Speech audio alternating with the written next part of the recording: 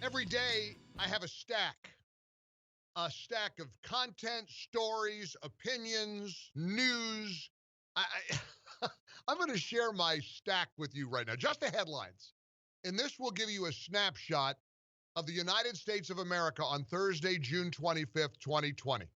Let me just read headlines. Can I? Just take 30 seconds and read the headlines from the stack of material I have in front of me as we deliver the Mike Gallagher Show to the nation. Great having you here as we hang on for dear life. You ready? Buckle up. Here are the headlines. Los Angeles County Public Health Director says it's highly likely that the Black Lives Matter protests caused a big coronavirus spike in Los Angeles. Next headline. Black Lives Matter protests have not led to a spike in coronavirus cases, according to a study. Headline. Black entertainment television founder Robert Johnson mocks crowds pulling down statues, calls them borderline anarchists. Headline. Someone needs to pay the price for NASCAR's noose fiasco. Headline. NASCAR videos show multiple, quote, nooses way before the Bubba Wallace incident. Headline. Black Lives Matter leader states if U.S. doesn't give us what we want, then we will burn down this system. Headline. Democrats confirm plans for a nearly all virtual political convention. Headline. Heinous. Tim Scott rips Nancy Pelosi for saying Senate Republicans are getting away with the murder of George Floyd. Headline. Trump administration activates National Guard to protect D.C. monuments. Headline. Senate approves 200th federal judge nominated by Donald J. Trump. Headline. Houston ICU capacity could soon be exceeded as hospitalizations worsen. Headline. Drop all charges against all protesters, says The Nation. Headline. Trump and the says FBI investigating hundreds of monument vandals. Headline. Not on my watch. Republican governor of South Dakota reacts to the prospect of demolishing Mount Rushmore. Headline. Senate Democrats block debate on police reform legislation. Pelosi doubles down on appalling smear. Headline. Tampa officers injured in separate ambush attacks, according to the police chief. Headline. Coronavirus patients crowd some Texas ICUs as Governor Abbott touts abundant hospital capacity. Headline. Governor Abbott says the state of Texas is facing a massive outbreak. New restrictions may be needed.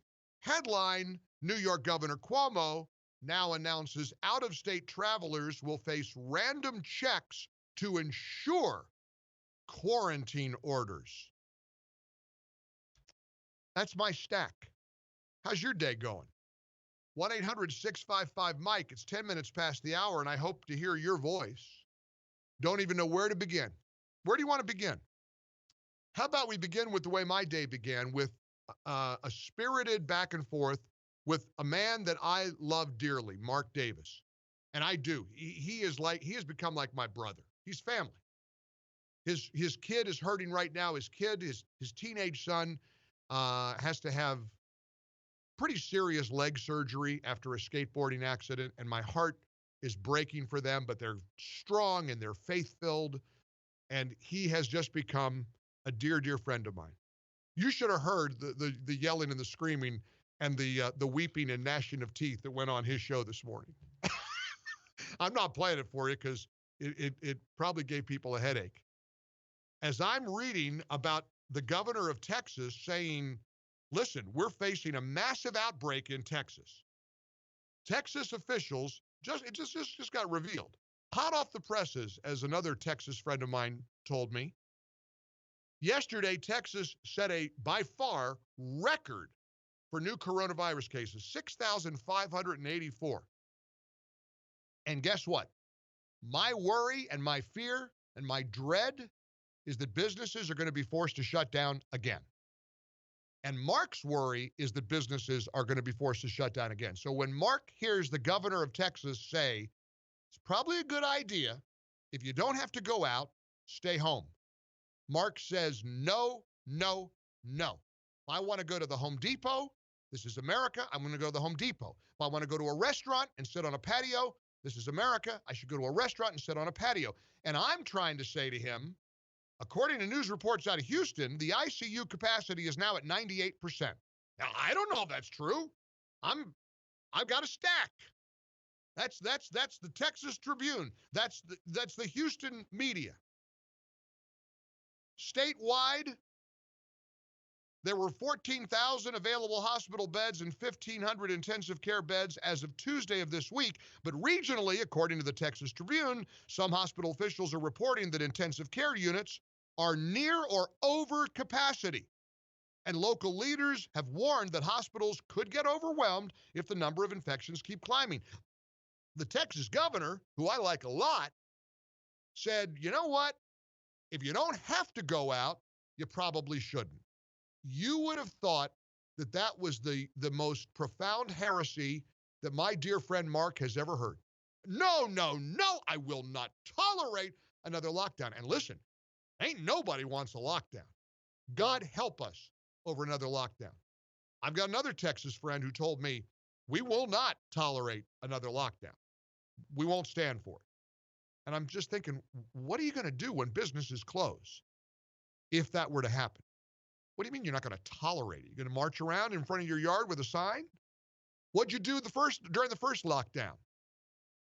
What's at Home Depot that makes you have to go there when the governor is saying, stay home or wear a mask or stay 6 feet away from people?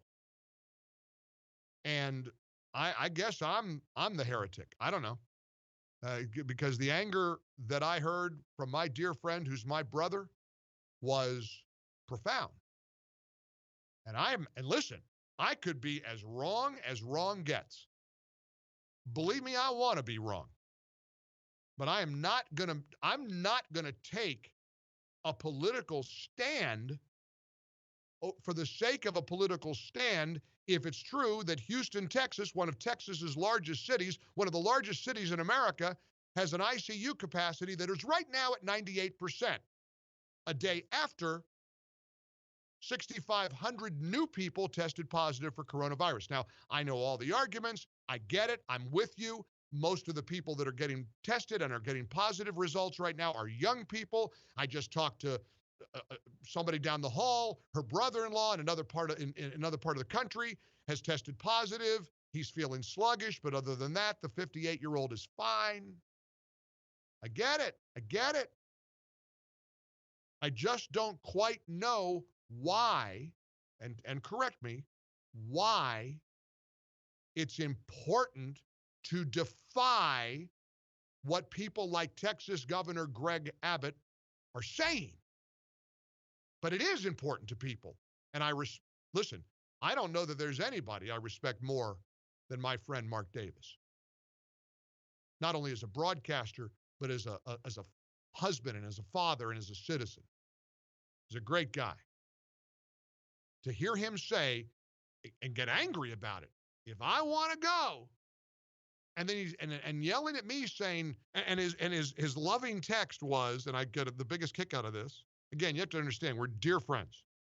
And I said, oh, so after our hit this morning, did your listeners drag me, terribly? He said, not at all. He said, I explained that despite what appears to be a newfound love of authoritarianism, Mr. Mike simply wants us to engage in more cautious behaviors. Well, I don't think I have any kind of love for authoritarianism. I do want caution. But I don't want it mandated. You think I want somebody fined or arrested for not wearing a mask? Think again. I do not. You think I want somebody tracked down by the New York government if you're not doing the self-imposed quarantine? I do not. Do I think it makes sense if you don't have to go out right now with where there are other people who you don't know? I do. And that's what I'm going to do, but you can do whatever you want because doggone it, Mark is right. This is America. Welcome into the Mike Gallagher Show. 800-655-Mike.